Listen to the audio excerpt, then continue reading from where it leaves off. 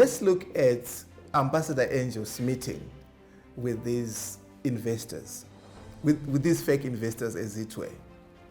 The meeting occurred in Scotland when President Mnangagwa was at the UN summit. And these investors were actually next door to where the president was. And their motive was to meet the president. But before they could meet the president, they went through Ambassador Angel because they knew that he's responsible for investors according to his office. Before they could meet Ambassador Angel, because Ambassador Angel has got intelligence operatives working with him, he has got state security officials working with him, they had to do some screening, or they had to go through the screening of the intelligence officials. It is from this screening that it came out that these people are actually suspicious. The company they claimed to come from could not be found. Whatever they were claiming to be could not be verified. And after this, the intelligence officials notified Ambassador Angel. So from this point, we know that Ambassador Angel ended the meeting with these guys already aware of the suspicious nature of these guys. And it is actually a very important point because it can be the motive, or rather an explanation of why he was behaving the way he was behaving, why he was making some statements that he was saying.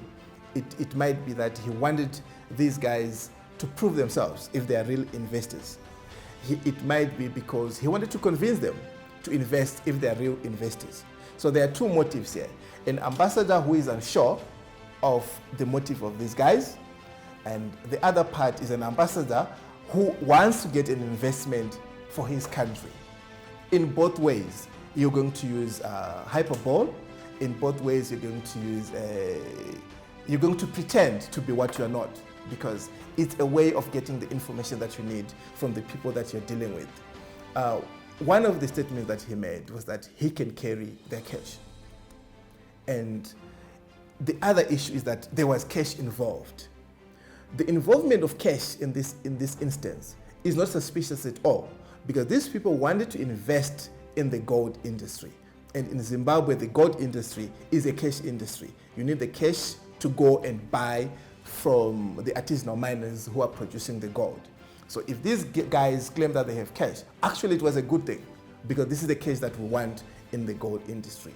But the promise by Ambassador Angel to carry the cash could be, or in fact is motivated by the fact that he wants these guys to prove that they actually have the cash. Because they claim they have the cash, but they didn't show him the cash. So for him to see the cash, he said, no, I can carry the cash, bring the cash, let's see it. But we know very well that he wasn't going to carry the cash. We know very well that it was practically impossible for him to carry $1 billion in a bag. That's impossible. In fact, you need about more than 100 bags, 100 suitcases to put $1 billion. Or you need 12 pallets to carry $1 billion. So practically it was impossible. It means whatever he was saying was simply hyperbole. Whatever he was saying was braggadocio. It's also amazing how the Al Jazeera investors took this literally, that ambassador could carry 1 billion cash. Obviously, anyone with common sense would see that this is pure hyperbole. It has never happened, or it cannot happen. The other part is, even though he made these claims, there is no evidence that he once did it. There was no evidence of him carrying money. He never touched the money. We never saw him touching money. There is also no evidence that he once carried gold, or that Ambassador Angel deals with gold. There is no evidence for that. It was just a claim that was made, and we can clearly see the motives which we explain there too. One, an ambassador who is unsure of who he's dealing with and trying to get more information from them. Or, on the other side, an ambassador who, if these guys are real, wants to convince them to invest into the gold industry.